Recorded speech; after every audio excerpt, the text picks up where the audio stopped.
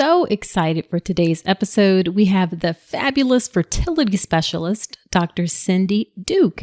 And warning, there is a bit of discussion surrounding more adult topics.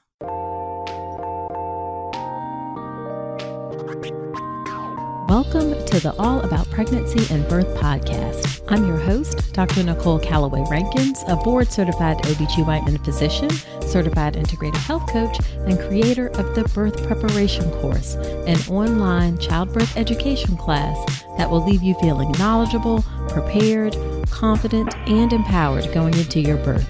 Quick note, this podcast is for educational purposes only, and it's not a substitute for medical advice. See the full disclaimer at ncrcoaching.com/disclaimer. Well, hello there. Welcome to another episode of the podcast. This is episode number 47. I'm so glad you are here today. I hope you are having a wonderful day. I'm having a great day because I am super excited about today's episode. It is with fertility specialist, Dr. Cindy Duke. Dr. Duke has her own practice in sunny Las Vegas, Nevada, where she treats patients from all backgrounds on issues related to fertility preservation and infertility. Outside of her clinical work, Dr. Duke is a speaker, she's a philanthropist, and she focuses on global girl empowerment, including empowering single mothers. She is the CEO of the recently formed Girl Powered Success and Survival International Academy. Dr. Duke has over 36,000 followers on Instagram, where she provides great information related to fertility. And fun fact, her brother is actor Winston Duke. He played M'Baku in Black Panther. But guys, please do not contact her trying to get in contact with her brother. All right, so this episode is packed full of information. We talk about the top reasons or causes for infertility. She shares with us mistakes that women and men make in regards to fertility. We talk about what to expect when you see a fertility specialist, as well as how complementary or what are sometimes termed alternative therapies like acupuncture and herbs, how those fit into fertility. And then finally, things you can do right now to improve your fertility. This is great information, whether you've never had a baby before or whether you've had a baby and you want to have another one. One of my favorite interviews for sure, and I know that you will enjoy it. All right, now before we get into the episode, a quick listener shout out. This is to Eve Abate. That's EVEABBATE. And the title of the review is Thankful. And it says, so thankful to have come across this podcast. I wanted straightforward episodes and answers, and that's exactly what I got. Even though I'm not pregnant, but we're trying to conceive, I feel more informed and more confident for when I do get pregnant. I'm recommending this podcast to all of my friends and family. Thank you so much for that kind review. I really appreciate those lovely words. And I had listeners just like you in mind when I asked Dr. Duke to come onto the podcast. And I'm certain you'll find this episode as helpful as the rest. And I also wish you and all of the folks listening who are trying to get pregnant an easy time conceiving. All right. And one quick announcement before we get into the episode. If you don't know, I have a Facebook group called All About Pregnancy and Birth. And beginning this month, we will start giving away one spot every month in my signature online childbirth education class, the Birth Preparation Course. The Birth Preparation Course ensures you are knowledgeable, prepared, confident, and empowered going into your birth. We're giving away one spot in the all access level every month. That is a $297 value. So to find out how you could win that spot, you got to join the group. You can search for it on Facebook, All About Pregnancy and Birth, or we will of course link to it in the show notes. And if you're curious about the birth preparation course, then definitely check out my free online class on how to make a birth plan that works. There's tons of useful information in there on how to make a birth plan, what to include, how to approach it, some really important things you need to know before you write a single word of it, how to get your doctors and nurses to pay attention. Women love this free class, and it's a great way to get a feel for the course. You can sign up for the free class at ncrcoaching.com/register. All right, without further ado, let's get into today's episode with Dr. Cindy Duke. Hey, Cindy, thank you so much for agreeing to be on the podcast. I am super excited to have you here today. I have lots of women who listen who actually aren't pregnant yet and are thinking about getting pregnant or want to get pregnant soon. So it was really important for me to bring a top-notch fertility specialist on to help them as they're thinking about getting pregnant. So thank you. Thank you. Hello, everyone listening. Thank you for having me on. I'm really excited to be here. Yeah. Well, why don't you tell us a little bit about yourself and your work? Well, like you mentioned, I'm a fertility specialist, which means I'm an obstetrician gynecologist by training, who then went on to do subspecialty training in reproductive, endocrinology, and infertility. That's a 3-year training program, and so I treat women who are thinking about getting pregnant, those who are actively trying but not successful yet, those who have had a history of multiple miscarriages, what we call recurrent pregnancy loss, as well as those who are looking to preserve their options for future fertility. And so that would be women who maybe would like to have children in the future but aren't ready yet or don't have a partner, or God forbid, those who have a diagnosis like a cancer diagnosis and require some treatment like chemotherapy or radiation that could potentially damage their eggs. And so we freeze eggs beforehand. Okay, awesome.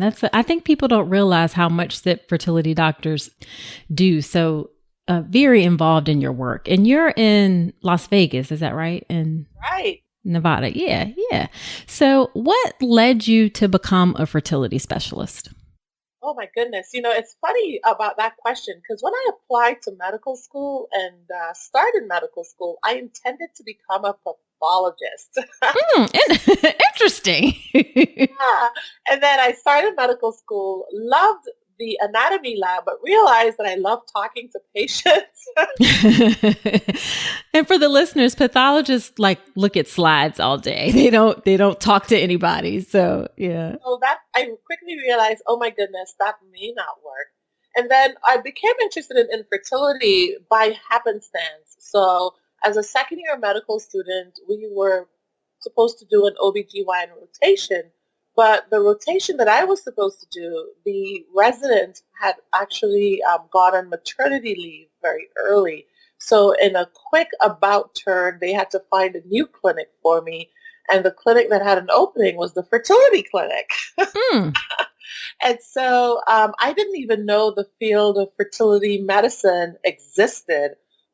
So I went to that rotation and I was just fascinated. I mean, it had a little of everything. They were doing, seeing patients in their early pregnancy, but they were also helping patients to get pregnant, treating men as part of the treatment for fertility. And then they did research. And I actually was an MD Ph.D. student, meaning I was working on both my medical degree and my Ph.D. in what ultimately was a Ph.D. in microbiology and immunology. So it just seemed to tie everything in. And they did surgery. I like using my hands. So it seemed like the perfect fit for me. Right. That's awesome. So tell us a little bit, just a little tiny bit more. I know you said it's a 3-year training beyond OBGYN, but just so folks can get a spectrum of what you went through for medical school, your PhD, your residency, the training afterwards, how that worked, and where'd you go? Yeah, it was a long time. So, I grew up in the Caribbean. I grew up in the Southern Caribbean, Trinidad and Tobago. So I did all of my pre-college education in the Caribbean. And then we moved to the United States. I went to college in New York City, City College, New York.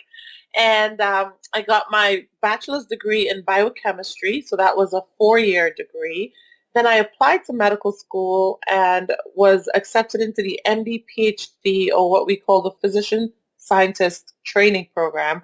And so ultimately that was an 8-year program. So in those 8 years, I earned my medical degree, a master's degree, and my PhD. So after those 8 years, I went on to do residency, which is a 4-year program. I completed my residency at Johns Hopkins Hospital in Baltimore, Maryland.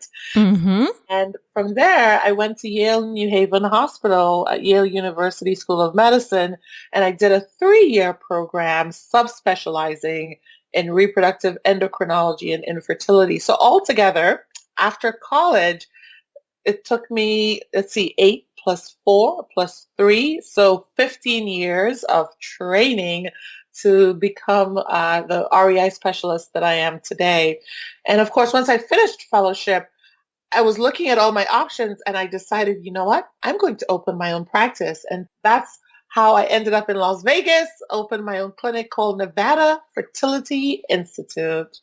Awesome, awesome, awesome. So guys, you can hear that she's obviously very well educated and qualified to give you information today. That's why I was so super excited to have Dr. Duke on today. And also I will link to her, she has a podcast that she just released, and I'll link to her website, and she has a great Instagram feed. So I will link to all that so you guys can get more from her afterwards. So let's get into, when should a woman see a fertility specialist?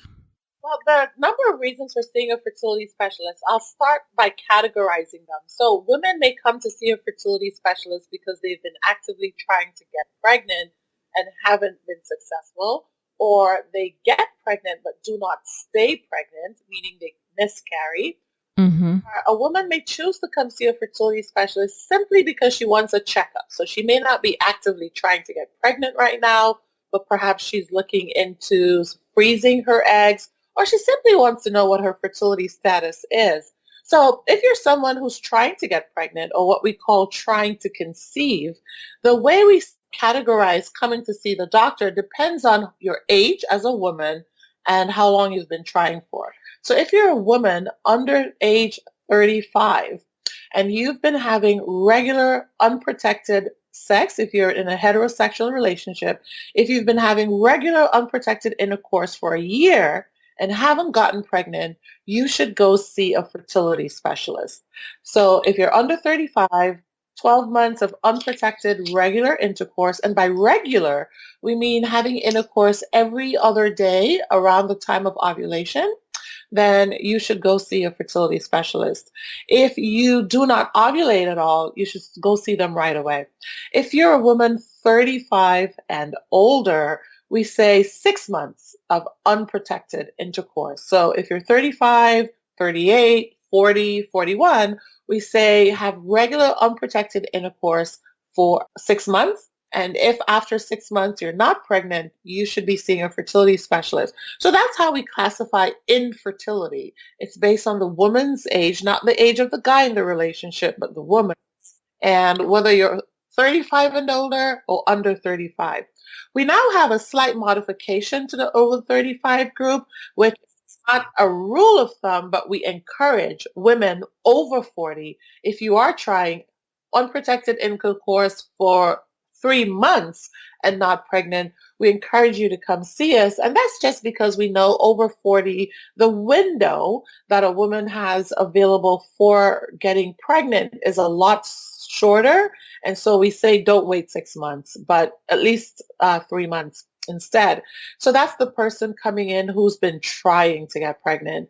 If you're someone who's been getting pregnant but not staying pregnant, then we recommend as fertility specialists considering seeing someone like us if you've had at least 2 pregnancy losses. And so a pregnancy loss can either be recurrent positive pregnancy tests that then stop being positive. We call those, like biochemical pregnancies. Or if you're someone who gets pregnant but doesn't stay pregnant, meaning you miscarry at any course or you have recurrent stillbirth, etc., you should come see a fertility specialist as well. And then, of course, like I said, anyone who's considering pregnancy or just wants to know their general fertility status, it doesn't hurt to see someone like myself. That was outstanding and very clear.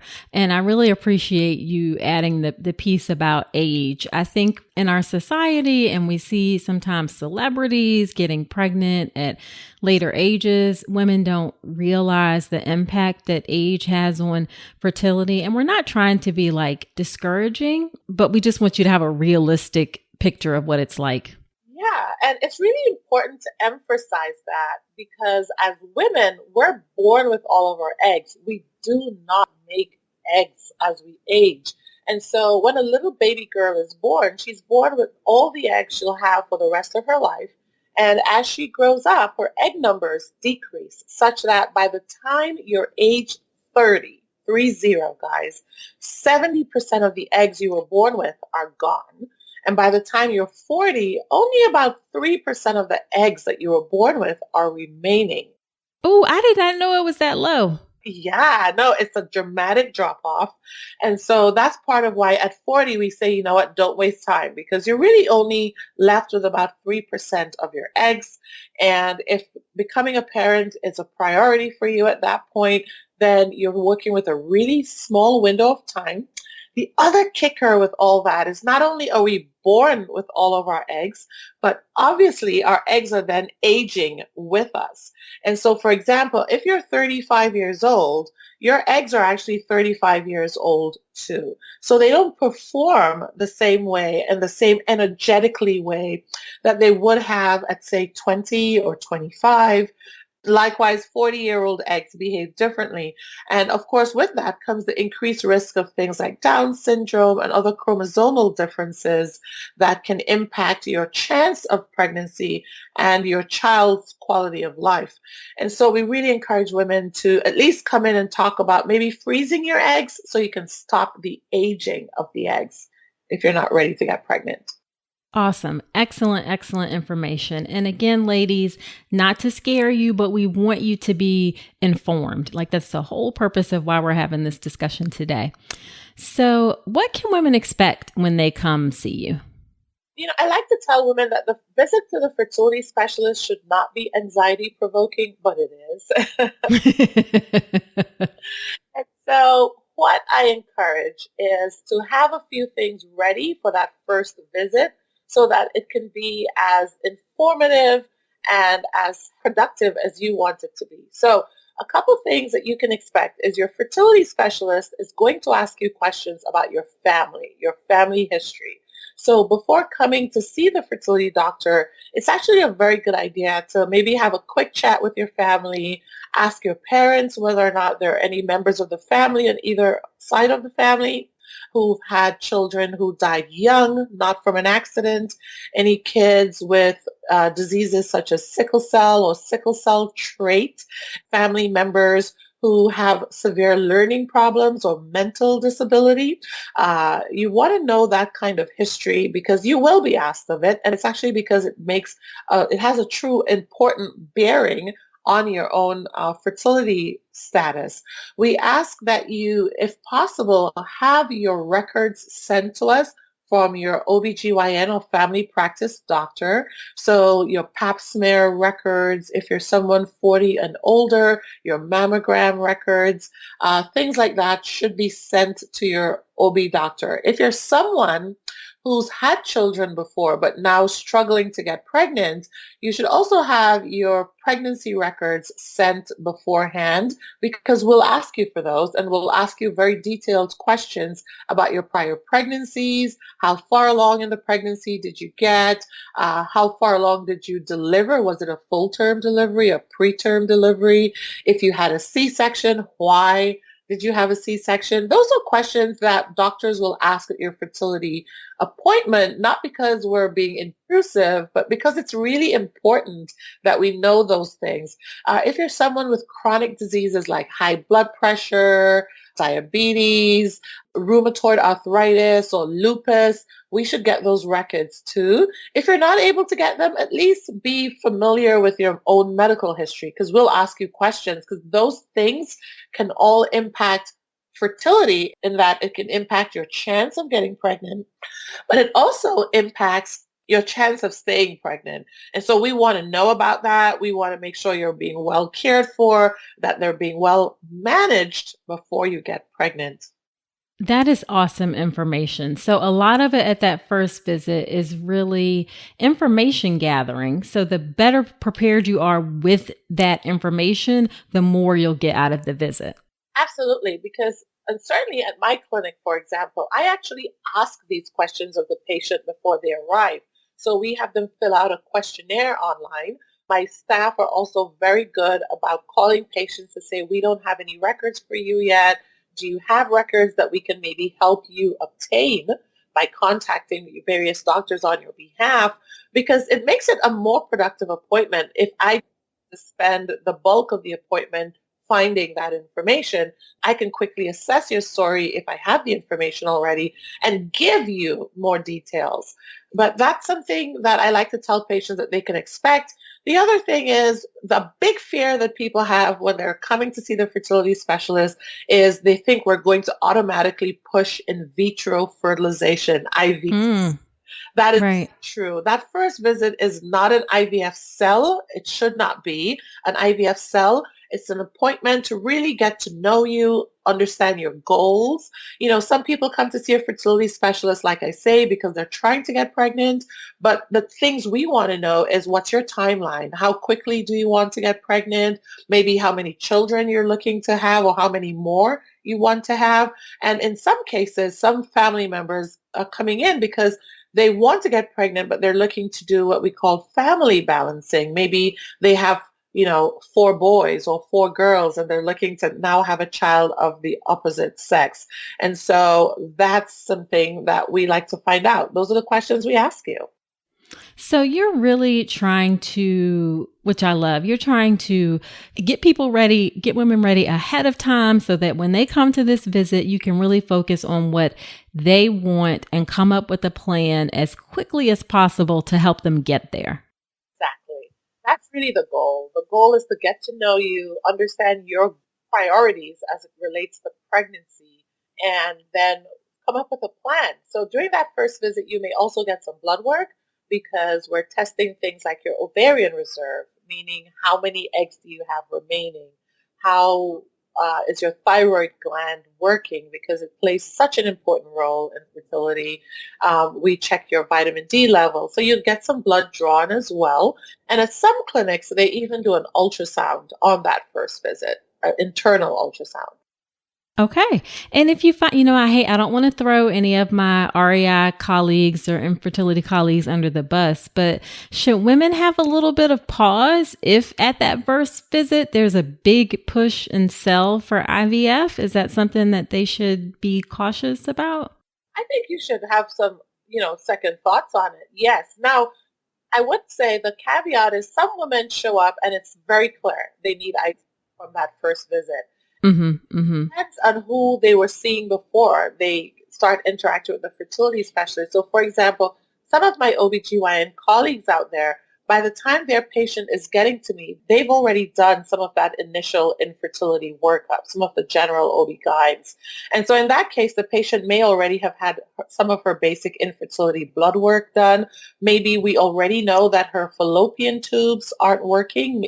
Got it. Fallopian tubes, that's the place where the sperm and egg usually meet in a woman's body to start a pregnancy. So if, for example, she's had them removed, then we know already that the only way she's going to achieve pregnancy is with in vitro. So in that context, that may be the reason why she's hearing about IVF at that first visit.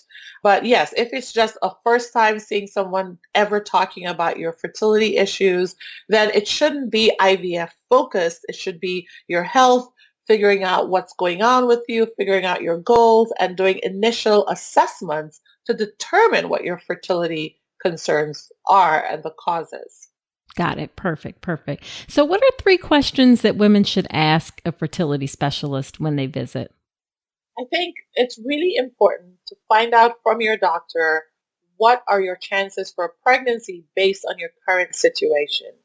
It's honest in saying that as fertility specialists, we are hope specialists. We are people Right. who believe that there are chances and ways to get pregnant. But we also, I know for myself in particular, I like to be realistic with my patients. And so it's really important to tell them the honest numbers. So for example, someone showing up at 25 who hasn't had any periods, usually the cause for her not having periods and therefore not ovulating is very different from, say, someone who's 45, 46, 47 showing up wanting to get pregnant but not having periods anymore. And so it's important to find out what are your chances, because those two patients will have very different chances of success. And as a result, the conversation will actually be guided in a different direction for both. So you want to know what are your chances. That's number one. Got it. And is what's a realistic time frame to pregnancy? So some patients, it may only take 6 to 8 weeks in terms of treatment to achieve pregnancy, but the average time frame, meaning from the day you arrive at your clinic to the first pregnancy test, it's really somewhere between 12 weeks to 6 months, meaning 3 to 6 months. And Oh, wow. I think it's important for patients to hear that, because when they show up for a fertility appointment, a lot of patients, particularly the ones who are eager to get pregnant now, they've been trying for so long, oftentimes, they just want it done. It's a stressful process. They want to have that baby. Usually when you're trying to get pregnant, suddenly everybody's pregnant around you. Of course. It's frustrating. But asking about that realistic timeline, if you are at a clinic and they're telling you things like you can be pregnant in a month, it's not very realistic, and it actually sets you up for expectations that would only really not pan out. And it's not because your doctor is incompetent. It's just that the timeline was too short in terms of the expectations that were laid out for you. And then number three would be, if you're talking about getting fertility treatments, finding out what your coverage is like. If you have health insurance, what does your insurance cover? What is not covered? What might be your copay, your deductible? What can you expect in terms of costs? Got it. All excellent questions. Excellent questions. So if you could generalize, when you see women, what are the top 3 reasons that women have trouble getting pregnant? The top 3 reasons coming through our door are the ones who don't have regular periods. So that's called anovulation. And it tends to be women who have something called polycystic ovarian syndrome, POS.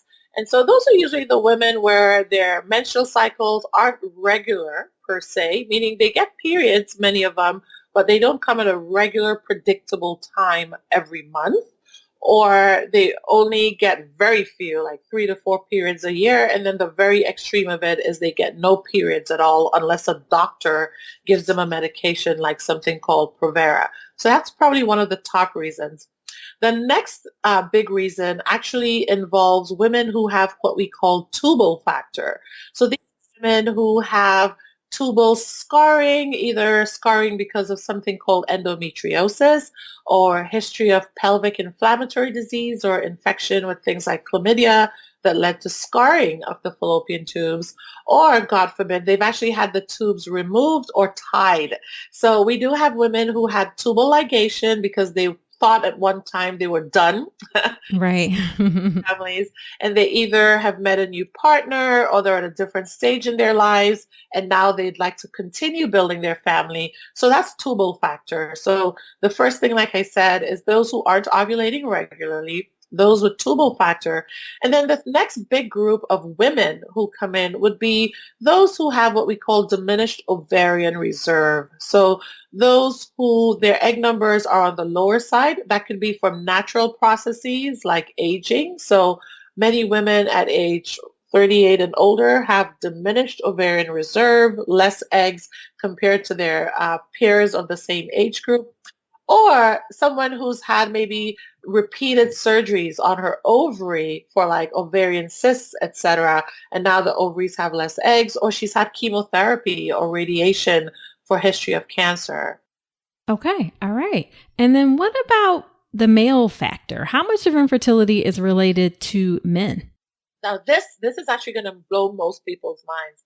The majority Uh-oh. of cases of infertility, 50% of the time, half of the time, it involves something that includes the male partner. Wait, I'm sorry. Did you just say 50%? I did. And I like to emphasize this because it is not uncommon that the only person coming in to see us at the first infertility appointment is the woman. Right. Yeah. Wow. I knew it was high. See, I don't stay as up on fertility stuff just because it's not what I do so much anymore, but 50%. Okay, ladies, that means you need to bring your male partner in if you have one, if it's related to fertility. It's really important because, we have patients come in and I'd say, oh, was your partner today? And she'd say, oh, I came in, I just want to get checked out first. We think it's me. And it's near impossible to get the guys in many times at the beginning. You have to we spend months working her up, doing her testing, and then it comes back and she has nothing obviously going on, or she does have something going on, but guess who also has something going on? Right. So is it important to evaluate both people? Actually, yes. And so it goes without saying that the male partner in a couple, if it's a heterosexual couple, should be evaluated very early in the process. And here's the other reason why. A lot of the things going on with guys are reversible if we can identify them. Ah. Yeah. And so, like I just said earlier, for women, we're born with all of our eggs. We don't make new ones. It's very different for guys. Guys keep making sperm their entire lives, but as they age, their sperm numbers decline, they drop. So it's really important to check because sometimes there are medications we can put him on to help boost his sperm again, where you can start making more.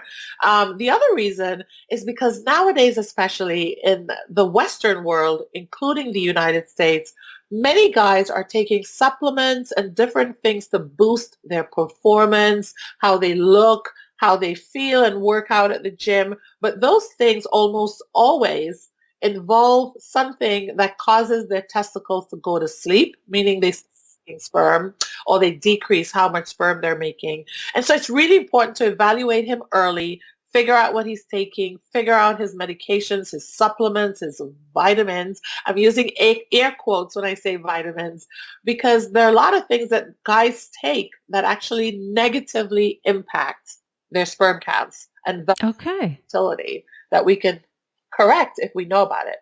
Right. That's awesome. Great information.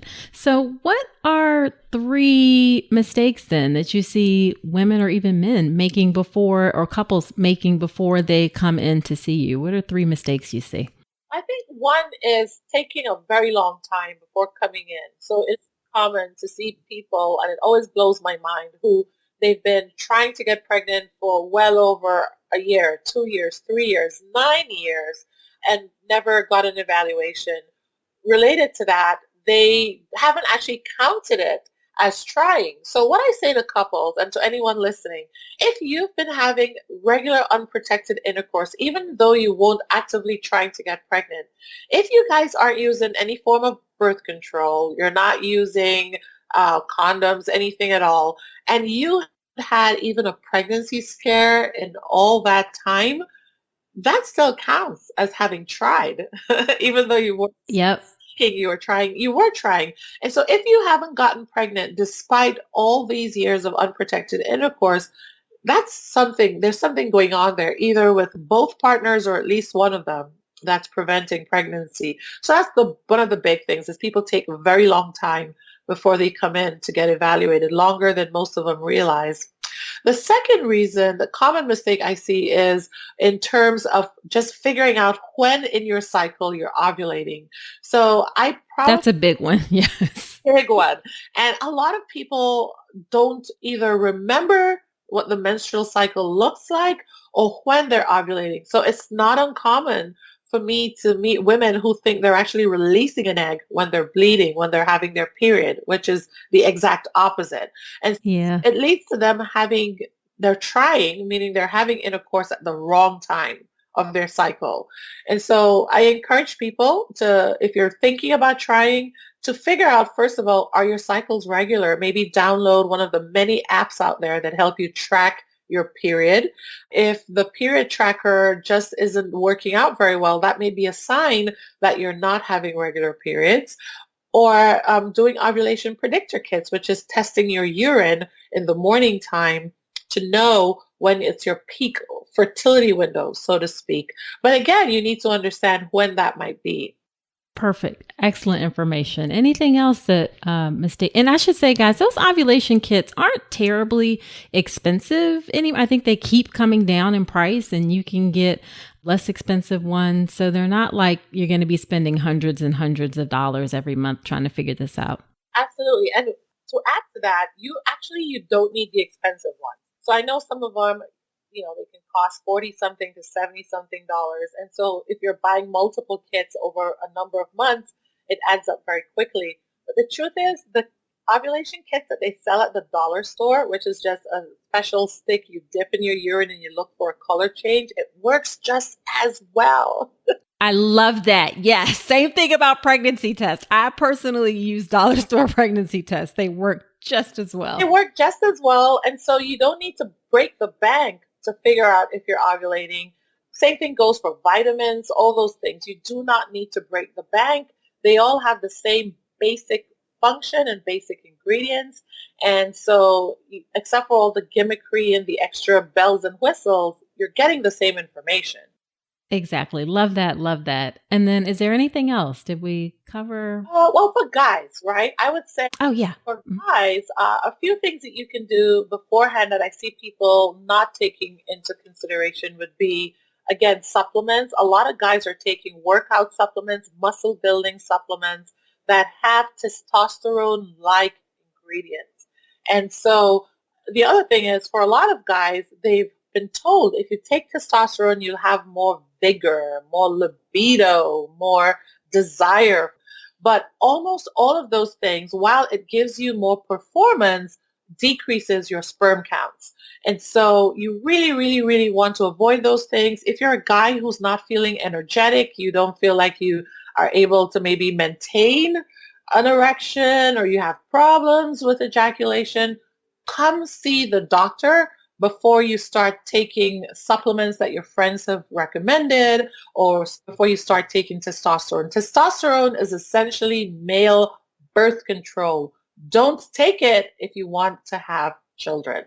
Okay. All righty. Love this. This is so much great information. I'm so glad you're here.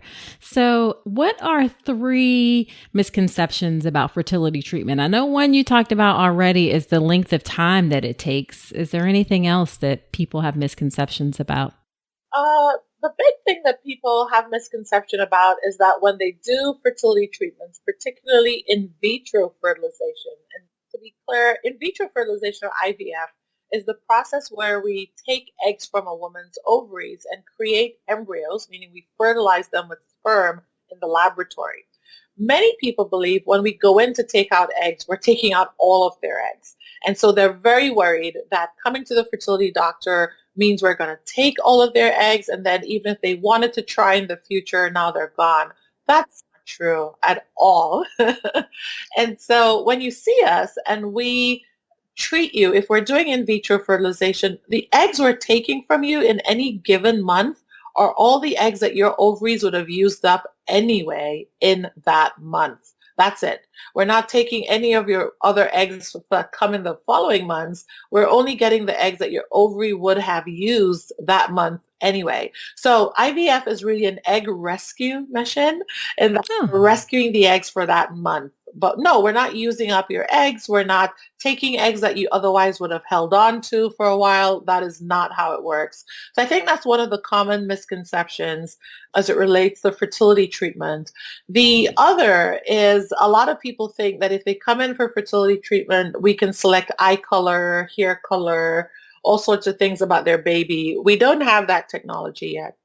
Okay. All right. I didn't know that people come in and ask for those types of things. Yes. No, people come in. Now, there are things we can select for and help with. So we have technology now where we can find out if the embryo is male or female before we put it into the mom for IVF. So you can certainly select. So we call that family balancing. So for example, if let's say you've got 3 daughters, but you want a son, We can help you figure that out before you're pregnant.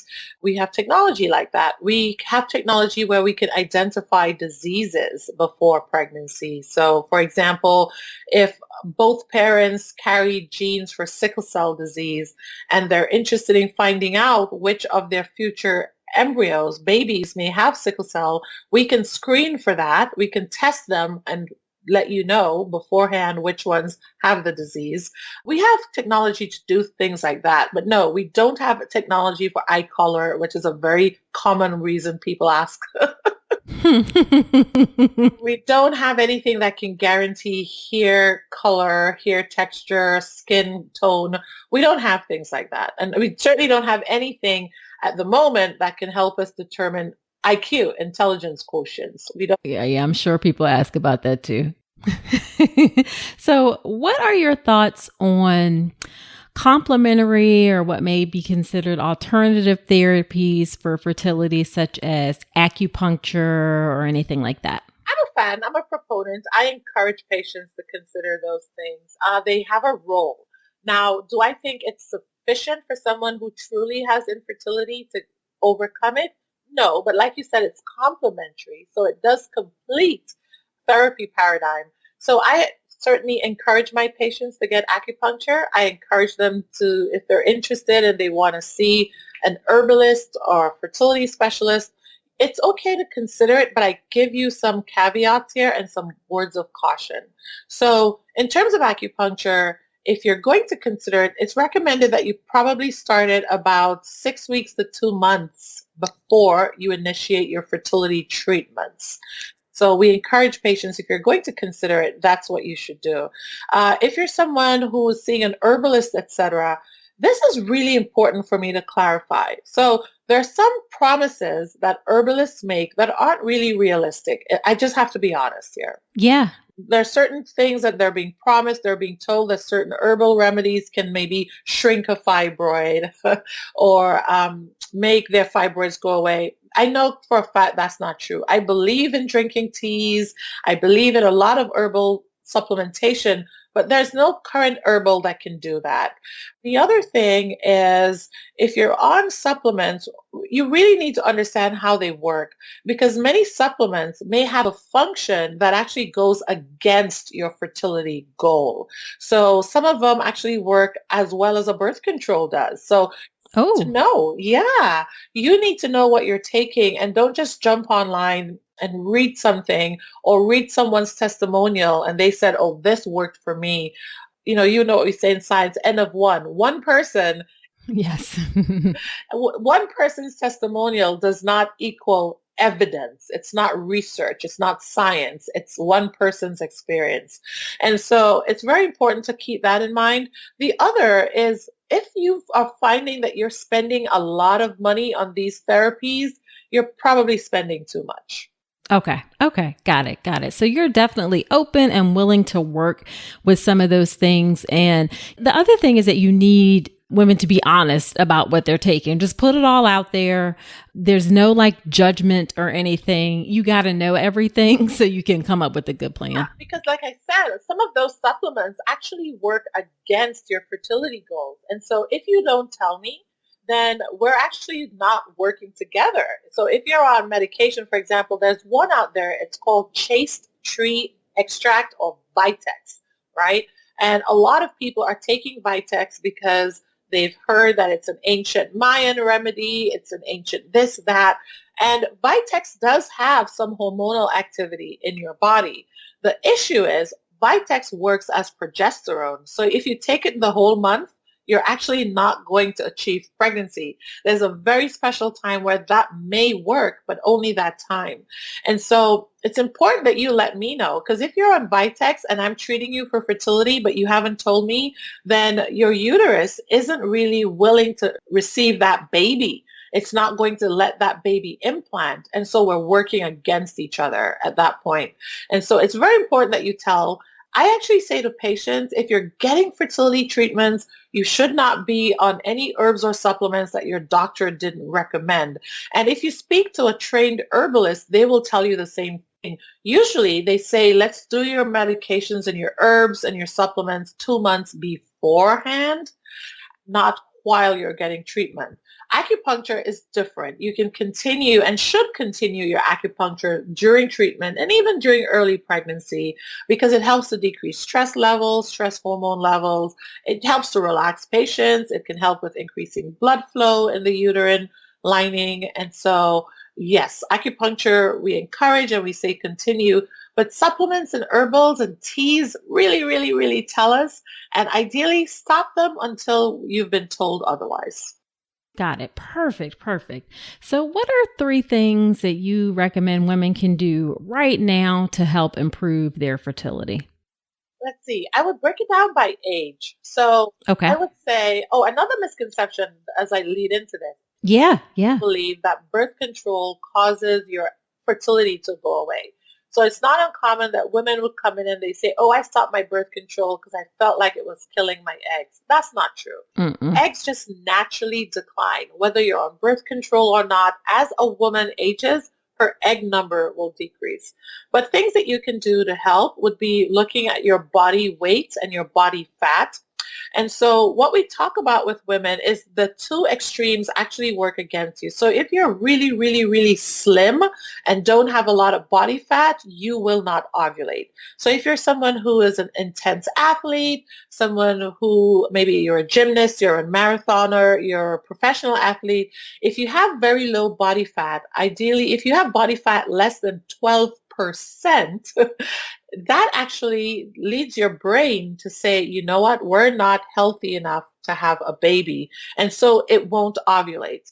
And so if you're someone who's got a body mass index and definitely a body fat percentage under 12%, you might want to gain a little bit of weight and a little bit of body fat to help your chances of fertility. Okay. Likewise, if you're someone who is what we call overweight, so if you are over the what we call weight thresholds for your height, then we might recommend trying to lose about 10% of your weight because we know that up to between 20 to 30% of women who lose about 10% of their body weight if they're on the overweight side, they will actually start ovulating spontaneously. And so if you're trying to get pregnant, some weight loss may help you get pregnant without the aid of fertility treatments. Gotcha. So that's the thing you can do. So be aware of your weight. Be aware, especially that if you're someone who's underweight or overweight, it can directly impact your fertility. The other thing is not taking active steps to determine if you're ovulating. So like we talked about earlier, figuring out whether you're ovulating, figuring out if your periods are regular is a key early step that can really help you determine if you need to see your doctor sooner than later. And then what's the third common mistake that women make, or men? Would this include men? Yeah, sure. The common mistake that I would say is the assumption that I've had a child before, so I can't possibly have infertility. Mm. And that is not true. There's actually something called secondary infertility, meaning in people who've had one or more children before, they can still go on to struggle. And so it's really, really important that as someone who had children before, you still follow those rules that we talked about. So notice I said, if you under 35 having unprotected intercourse for a year, but didn't get pregnant, you should go ahead and seek help. In no way did it include someone who had a child before or not. And that's because it doesn't matter. Infertility affects everyone. And actually 16% of couples who've had a child before go on to have infertility. Huh. Interesting. I did not know that. I did not know that. And then I'll just add also, like in terms of improving your fertility, I know you just talked about weight. Just try to be in the healthiest, get in a state of as healthy as you can, period. So really nourishing and thinking about what you put into your body and taking the best care of yourself that you can. I'm sure that helps a lot, not just your physical body, but also your like mental and emotional health as well. Oh, absolutely. So diet is huge. Quality of diet is huge. We actually emphasize if people can, we try to encourage that they avoid red meats. So if you eat red meat not as often, watch your dairy intake. Certainly, if you're someone with PCOS, you want to eat a healthy diet, a low carb diet, not a no carb, but a low carb diet, and eat regularly. So we don't emphasize a starvation type diet when you're trying to conceive. Got it. Perfect. Perfect. Well, awesome. Well, just to wrap up, just a couple of quick questions about how you feel about your work. What's the most rewarding part of what you do? I think it has to be the babies. That's what I was going to say. I didn't want to answer the question for you, but I can imagine it must be incredibly rewarding when people come back and bring their babies. Oh my gosh, yes. So yesterday we actually had three babies come in, all unexpectedly. They came in to visit. Moms and dads brought them in. And it lights up the world. It gives you so much energy. And just seeing a new human being, they're just, to think a whole person is packaged in that little. Yeah. I know. And like, I'm sure some of them have long journeys, and that just must be incredibly rewarding. It's like you're visiting with miracles, and Yeah. that's something it lights up my whole soul to be able to see a miracle embodied before us. Because yeah, the stories are, one of the babies that came in yesterday, mom and dad had been trying for 8 years. They'd had a few miscarriages. So this baby was what we call a rainbow baby. Yeah. And just meeting her was like, just looking at her, she seemed like an old soul, like she knew that she had come to heal. Oh, I love that. I love that. Love that. So on the flip side, what can be frustrating about your work? Well, it's because it's not an exact science, right? And so Mm-hmm. it's not guaranteed. And it hurts me, and I'm sure it hurts all of us in the field that, when a patient comes in, we know that they're coming in with extreme emotion and they really want to hear us say, I guarantee you a take-home baby. Yet we're not able to guarantee a take-home baby. We can truly, truly improve chances for pregnancy and chances for taking home a baby, but it's not 100%. And so that can be really painful, just explaining that or watching someone work their way through that. And for me personally, my big frustration is that I know it's still a costly process. I know.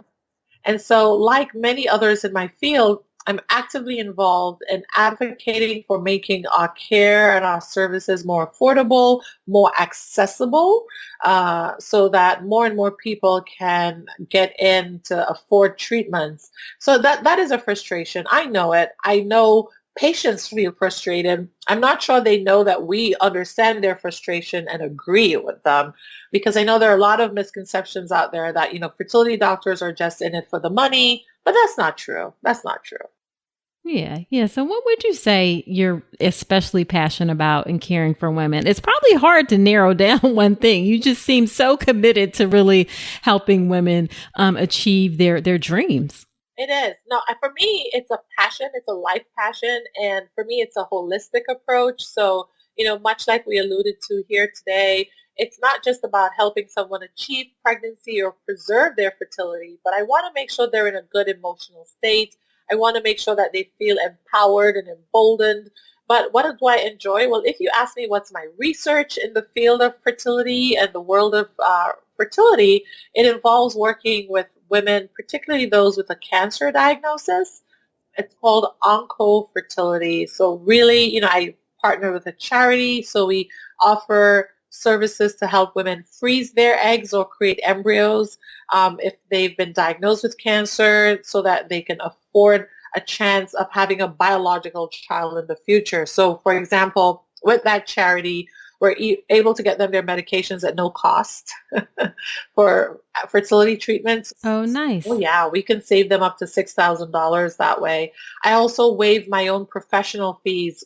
So the only fees they pay for, if they have to pay for anything, would include just the laboratory services. So that's one of the things that I'm passionate about, and making it affordable and accessible to patients. And those include patients who are as young as 14, 15 years old, helping them freeze eggs before their treatments or having their ovaries taken out, etc. That's one of my big passions. The other passion of mine is working with women who have what we call diminished ovarian reserve, or those who are older. And so, one of the things and one misconception out there is that if you've had menopause, meaning if your eggs are gone, you can never carry a baby. That's not true. And so we do have women who have delayed fertility, maybe for career reasons, or they didn't meet the right partner in some cases, who are now in their mid 40s, maybe early 50s, still interested in having a baby, but not sure it's possible. Well, it is possible. It's possible with the use of donated eggs, but it's possible. And so I work on just educating women about that and helping to debunk some of the myths around fertility and pregnancy over 40. Love it, love it, love it. So let's just end with, what's your favorite piece of advice to give to women who are thinking about getting pregnant? Take control of your fertility. Absolutely. It's actually just become your advocate. So, be more aware of your period, know if it's regular, emphasize if you're in a heterosexual relationship that your partner come with you to your appointments, especially the first appointments, those initial evaluations, because he should be evaluated too. That's really important. Right. But it's really taking control. So if you're 30 or older in particular, and maybe you're not planning pregnancy yet, or you haven't thought about it, but you're going in to see your OBGYN for your annual examination, you should initiate the conversation if they haven't. Say, Doc, I'd like to talk a little bit about my chances for future pregnancy. Can I have an evaluation? And maybe your doctor, if they're comfortable, will do that there. If they're not, they'll refer you to someone like me. And most importantly, if you're approaching 35 and haven't had children yet, or you're thinking you'd like to have more children, you should seriously consider freezing eggs, if not making embryos and freezing them. Got it. So just take control and be empowered to advocate for yourself. Yes, yes, yes. I think, unfortunately, we've done a great job with our advice for women taking control of their lives, taking control of what they do with their future. But we haven't talked about the fact that the eggs do go away. Yeah, exactly. Exactly. Well, women will certainly be able to take control and better advocate for themselves after all of the great information that you have provided in this episode today. So I am so appreciative of you coming on. Thank you for having me on. Thank you, thank you, thank you. Yeah. So where can people find you? Oh my gosh, where can they not find me? Yeah.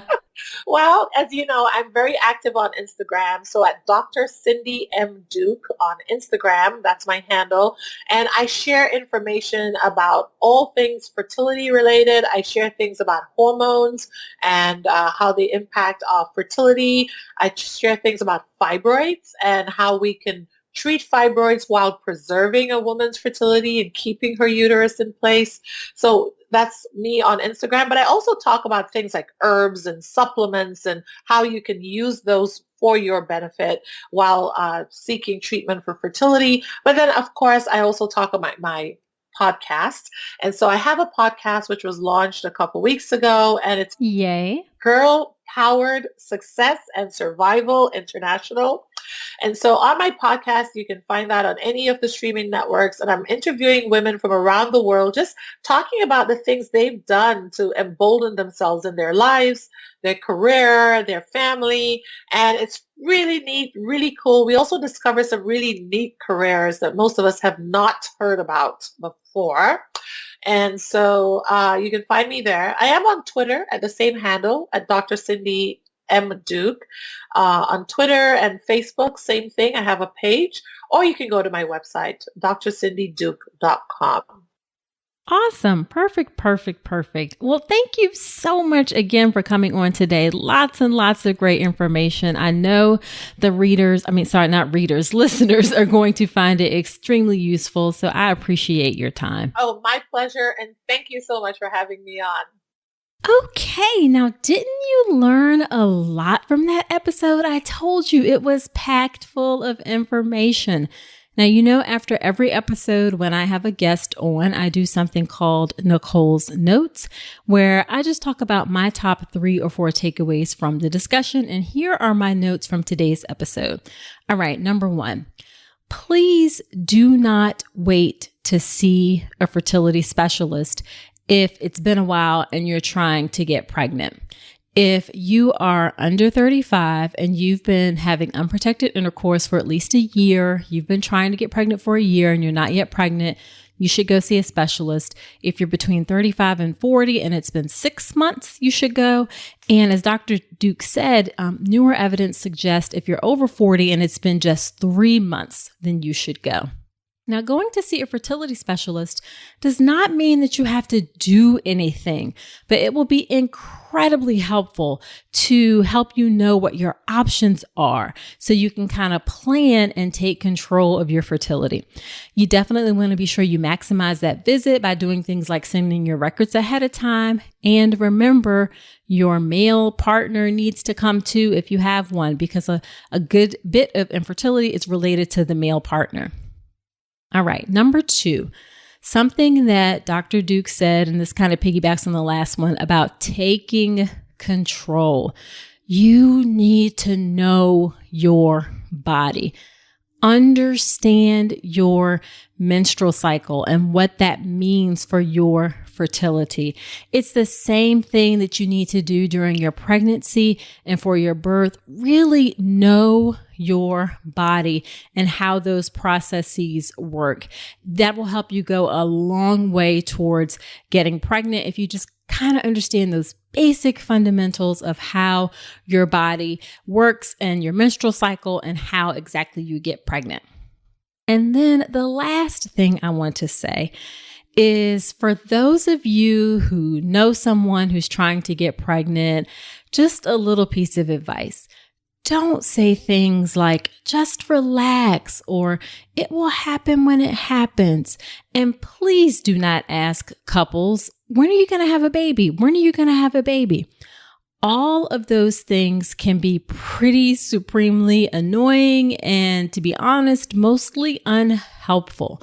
When you really want to be pregnant and it's not happening as soon as you'd like it to, it can be so hard. For our first daughter, it took us 6 months to get pregnant. And in hindsight, obviously that is not a terribly long time. However, it felt like an eternity at the time. And I remember when one of my colleagues announced that she was pregnant while we were trying. She's a lovely woman. I like her, respected her. And let me tell y'all, I'm going to be honest. I low-key hated her when she said she was pregnant, because it was just, the stress. I just really wanted to be pregnant. So it's different if someone asks you for advice or your opinion, then sure, absolutely. Give your advice, give your feedback, but unsolicited comments and advice, that is generally not a good idea. All right, so that is it for this episode of the podcast. Be sure, please, to subscribe to the podcast in Apple Podcast or wherever you listen to your podcast, Spotify, Stitcher. And I would love it if you leave a review in iTunes, or I guess Apple Podcasts, sorry. I love reading those reviews. They really, really warm my heart. I appreciate folks taking the time to do so. It also helps other women find the show, and I can give shout outs on the podcast episodes. Also, I would love to hear your experience with trying to get pregnant. Let us know in the Facebook group. Again, it's called All About Pregnancy and Birth. We will link to that in the show notes, or you can search for it on Facebook. Now, next week on the podcast, I am talking about sexually transmitted infections and how they impact pregnancy and birth. This was a request from one of my course members, actually. So come on back next week. And until then, I wish you a healthy and happy pregnancy and birth. Today's episode is brought to you by Women's Wellness Coaching by Dr. Nicole Calloway Rankins. Head to ncrcoaching.com to check out my free 1-hour mini course on how to make your birth plan, as well as my comprehensive online childbirth education class, the Birth Preparation Course. With over 8 hours of content and a private course community, the Birth Preparation Course will leave you knowledgeable, prepared, confident, and empowered going into your birth. Head to ncrcoaching.com to learn more.